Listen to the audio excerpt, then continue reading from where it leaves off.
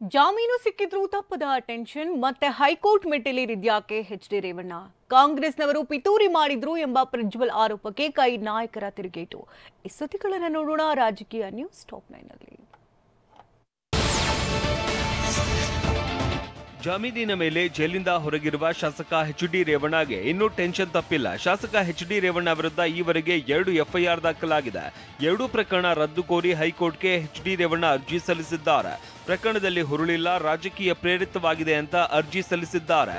ಅವರ ವಿರುದ್ಧ ಹೊಳೆನರಸೀಪುರದಲ್ಲಿ ಲೈಂಗಿಕ ದೌರ್ಜನ್ಯ ಕೇಸ್, ಕೆಆರ್ ನಗರದಲ್ಲಿ ಮಹಿಳೆ ಕಿಡ್ನಾಪ್ ಕೇಸ್ ದಾಖಲಾಗಿದೆ.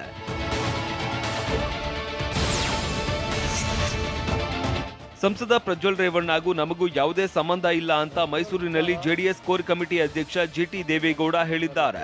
ಪ್ರಜ್ವಲ್ ರೇವಣ್ಣನನ್ನ ಈಗಾಗಲೇ ಪಕ್ಷದಿಂದ ಅಮಾನತು ಮಾಡಿದ್ದೇವೆ, ನನಗೆ ಸಂಬಂಧವಿಲ್ಲದ ವಿಚಾರದ ಬಗ್ಗೆ ನಾನು ಮಾತನಾಡುವುದಿಲ್ಲ ಅಂತ ಜಿಟಿ ದೇವೇಗೌಡ ಅಂತರ ಕಾಯ್ದುಕೊಳ್ಳುವುದಕ್ಕೆ ಯತ್ನಿಸಿದ್ದಾರೆ. SIT ತನಿಖೆ ನಡೀತಾ ಇದೆ,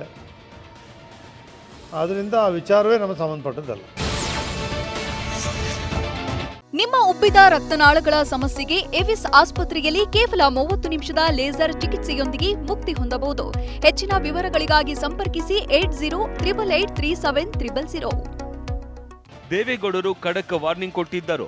ಇಷ್ಟೊತ್ತಿಗೆ ಪ್ರಜ್ವಲ್ ವಾಪಸ್ಸು ಬರಬೇಕಾಗಿತ್ತು, ಈಗಲಾದ್ರೂ ಬರ್ತಾ ಇದ್ದಾರೆ, ಬರ್ಲಿ ಅಂತ ಮಾಜಿ ಶಾಸಕ ಸಾರಾ ಮಹೇಶ್ ಹೇಳಿದ್ದಾರೆ. ನಿನ್ನೆ ಮೈಸೂರಲ್ಲಿ ಪ್ರತಿಕ್ರಿಯಿಸಿದ ಅವರು, ಈ ನೆಲದಲ್ಲಿ ಕಾನೂನಿಗಿಂತ ಯಾರೂ ದೊಡ್ಡವರಲ್ಲ, ಸತ್ಯಾಸತ್ಯತೆ ಏನು ಅನ್ನೋದು ಗೊತ್ತಾಗುತ್ತದೆ. ರೇವಣ್ಣ ಬಂಧನ ವಿಚಾರದಲ್ಲಿ ಷಡ್ಯಂತ್ರ ನಡೆದಿರುವ ಬಗ್ಗೆ ನಾನು ಸ್ಪಷ್ಟವಾಗಿ ಹೇಳ್ತಾ ಇದ್ದೇನೆ ಅಂತ ಸಾರಾ ಮಹೇಶ್ ಹೇಳಿದ್ದಾರೆ.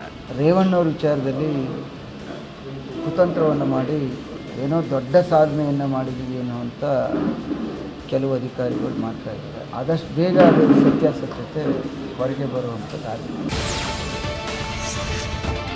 ಪಕ್ಷದಲ್ಲಿ ಯಾರೋ ಒಬ್ಬರು ಮಾಡಿದ್ದನ್ನ ಇಡೀ ಪಕ್ಷಕ್ಕೆ ಅಂಟಿಸೋದು ಸರಿಯಲ್ಲ. ಎಲ್ಲಾ ಪಕ್ಷದಲ್ಲೂ ಒಳ್ಳೆಯವರು ಕೆಟ್ಟವರು ಇದ್ದೇ ಇರ್ತಾರೆ ಅಂತ ಸಾರಾ ಮಹೇಶ್ ಹೇಳಿದ್ದಾರೆ. ಪೆನ್ಡ್ರೈವ್ ಪ್ರಕರಣದಲ್ಲಿ ಏನೇನಾಗ್ತಾ ಇದೆ ಅನ್ನೋದನ್ನ ಜನ ಸೂಕ್ಷ್ಮವಾಗಿ ನೋಡ್ತಾ ಇದ್ದಾರೆ. ರೇವಣ್ಣ ಬಂಧನ ವಿಚಾರ ಎಲ್ಲ SIT ಅಧಿಕಾರಿಗಳು ಹೇಗೆ ವರ್ತಿಸಿದ್ರು, ಯಾರ ಒತ್ತಡದಲ್ಲಿ ಏನೇನ್ ಮಾಡಿದ್ರು ಅನ್ನೋದು ಎಲ್ಲರಿಗೂ ಗೊತ್ತಿದೆ ಅಂತ ಮೈಸೂರಲ್ಲಿ ಸಾರಾ ಮಹೇಶ್ ತಿಳಿಸಿದ್ದಾರೆ.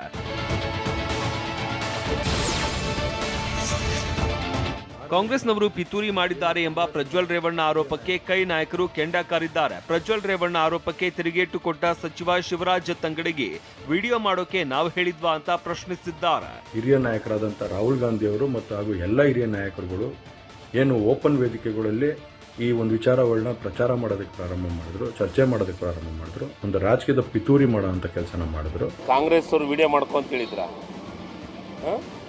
ಕಾಂಗ್ರೆಸ್ ಅವರು ವಿಡಿಯೋ ಮಾಡ್ಕೊಂತ ಹೇಳಿದ್ರ, ಅದಕ್ಕೆ ಈಗಾಗಲೇ SIT ನೇಮಕ ಮಾಡಿದ್ದೀವಿ, ಅದಕ್ಕೆ ಬಂದು ಉತ್ತರ ಕೊಡಲಿ.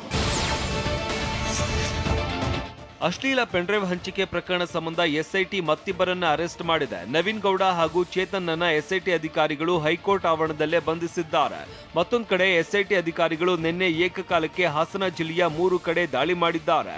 ಹೊಳೆನರಸೀಪುರದ ರೇವಣ್ಣ ಮನೆ, ಹಾಸನದ MP ಮನೆ, ಚನ್ನರಾಯಪಟ್ಟಣದ ಗನ್ನಿಕಡ ತೋಟದ ಮನೆಯಲ್ಲಿ ಶೋಧ ನಡೆಸಿದ್ದಾರೆ. FSL ತಂಡದೊಂದಿಗೆ ಬಂದ ಅಧಿಕಾರಿಗಳು ಸ್ಥಳ ಪರಿಶೀಲನೆ ಮಾಡಿದ್ದಾರೆ.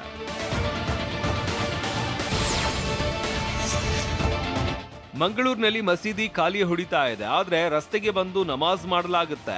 ಆಗ ಯಾರ ಮೇಲೆ FIR ಆಗಿದೆ, ಎಷ್ಟು ಜನರನ್ನ ಬಂಧಿಸಲಾಗಿದೆ ಅಂತ ಮಾಜಿ ಶಾಸಕ CT ರವಿ ಪ್ರಶ್ನಿಸಿದ್ದಾರೆ.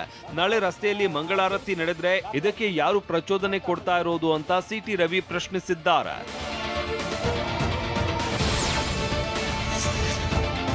ಇತ್ತೀಚೆಗೆ ಕಾಂಗ್ರೆಸ್ ಸರ್ಕಾರ ಚೊಂಬು ಜಾಹೀರಾತು ಕೊಟ್ಟಿತ್ತು, ಆದ್ರೆ ಈಗ ಅವರೇ ಪರಿಶಿಷ್ಟ ಸಮುದಾಯಕ್ಕೆ ಚೊಂಬು ಕೊಟ್ಟಿದ್ದಾರೆ. ಪರಿಶಿಷ್ಟ ಸಮುದಾಯದ ಹಣವನ್ನ ಲೂಟಿ ಮಾಡಿದ್ದಾರೆ ಅಂತ CT ರವಿ ವಾಗ್ದಾಳಿ ನಡೆಸಿದ್ರು. ರಾಯಚೂರಲ್ಲಿ ಮಾತನಾಡಿದ ಅವರು, ಸರ್ಕಾರ ವಜಾಗೊಳಿಸುವಂತೆ ಹೋರಾಟ ಮಾಡ್ತೇವೆ, ಆತ್ಮಹತ್ಯೆ ಹಾಗೂ ಕೊಲೆಗಳೇ ಸರ್ಕಾರದ 1 ವರ್ಷದ ಸಾಧನೆಯಾಗಿದೆ ಅಂತ CT ರವಿ ಹರಿಹಾಯ್ದರು.